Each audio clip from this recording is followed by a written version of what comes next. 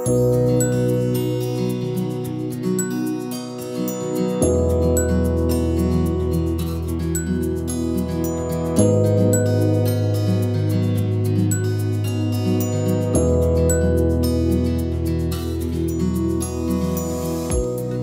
en welkom.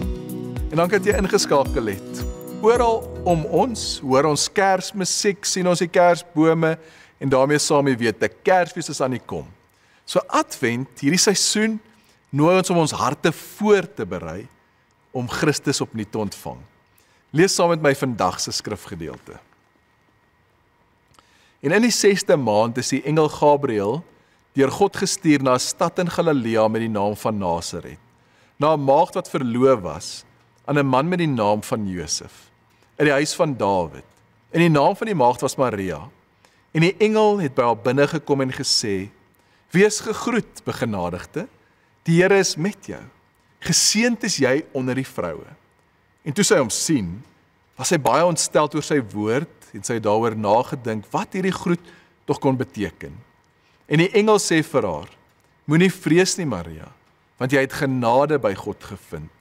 En kyk, jy sal swanger word en 'n seun baar, en jy moet hom Jesus noem. Hy sal groot wees en die seun van die Allerhoogste genoem word. En die Here God sal aan hom die troon van sy vader Dawid gee, en hy sal koning wees oor die huis van Jakob tot in ewigheid, en aan sy koninkryk sal daar geen einde wees nie."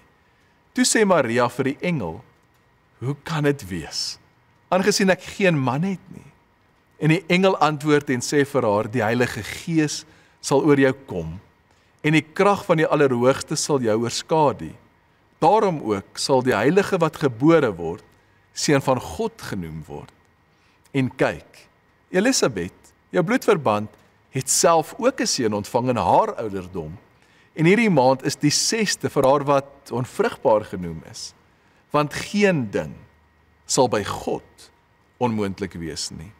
En Maria sê: "Hier is die diensmaagd van die Here. Laat dit met my gaan volgens die woord." En die engel het van haar weggegaan. Dink bietjie terug aan die laaste keer toe iemand vir jou 'n geskenk gegee het. En nou, het hoef nie iets groot te wees nie. Net iets wat gewys het dat hulle aan jou gedink het. Dalk was dit net sjokolade. Vir my geval 'n koffie, 'n plantjie, dalk iets klein wat jy nodig gehad het. So wat gebeur in jou as jy hieraan dink? Dalk het jou skouers so 'n bietjie gesak en jy geglimlag sonder dat jy probeer het. En dalk het jy vir 'n paar oomblikke gevoel, ek is gesien. Nou vas aan daardie gevoel, van dis hoe die Here werk. Hy forceer hom nie af van jou nie. God bied Jesus aan jou, nie as 'n projek nie, maar as 'n geskenk. Maar hier is ons dilemma. Baie van ons se hande is so vol om enigiets werklik te kan ontvang. Dink maar net aan jou week, regtig dink. Dink aan alles wat vir jou aandag skree en jy probeer bybly. Jy sit 'n glimlag op terwyl jy moeg is. Jy probeer 'n balans te kry tussen wat almal van jou vra, maar jou kop en jou hart en jou dag is vol. En is nie jou skuld nie, dis hoe die lewe werk, maar dis die ironie. Ons lewe raak soms so vol, dat selfs God se geskenk nie 'n plek het om te land nie.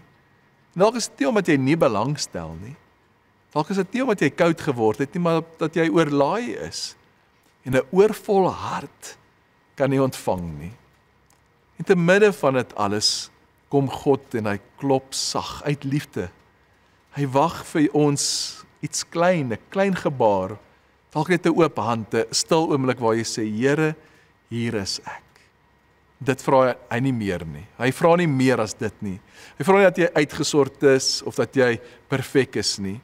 Hy vra net jou beskikbaarheid. Hy vra net jou ja. Nou party mense dink Jesus se geboorte gebeur net een keer.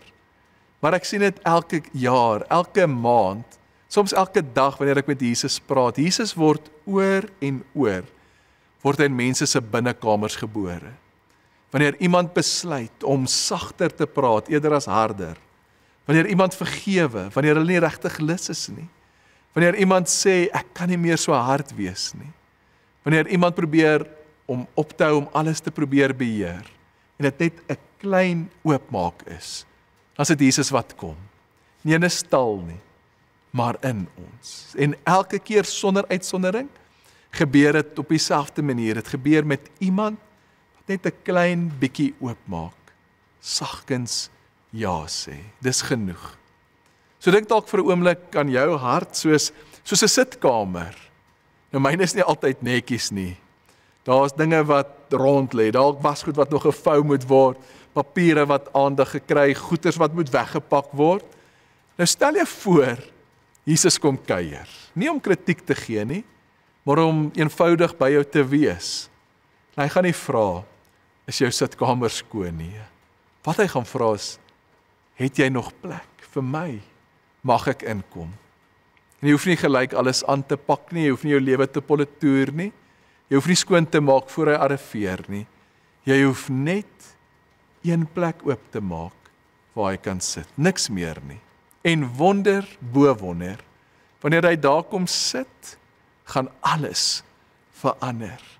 Nie omdat jy hard moet probeer nie, maar omdat sy teenwoordigheid vrede, rus, orde bring, en omdat jy jou gaan help om te kan sien wat werklik belangrik is. En dis waarmee ek jou vandag wil los. Jesus is 'n geskenk, en die geskenk kan jy net oopmaak, en jy 'n bietjie ruimte skep. 'n Hart wat sê, Here, ek wil U ontvang, help my om oop te wees. So in jou tyd van stilte vandag, kan ek jou nooi om hierdie gebed te bid, om te bid, Here, U is welkom hier. Soos wat jy dit bid, miskien gaan jy bewus raak van dit wat jou ongemaklik raak, van dit wat nie in plek is nie. Maar mag jy vir hom ja sê, en vir hom plek maak. Kom ons bid saam. Here, in hierdie besige tyd, wat ons lewens, ons dae dalk so vol is, dankie dat U opnuut kom en klop aan die kamers van ons hart. En Here, ons wil oopmaak, ons wil U opnuut ontvang, ons wil leer om in U voetspore te volg, en U koninkryk te soek. Dankie dat U ons ontvang soos wat ons is, U ons liefhet soos wat ons is, maar dat in U liefde U ons wil nuut maak. Ons bid dit in Jesus se naam.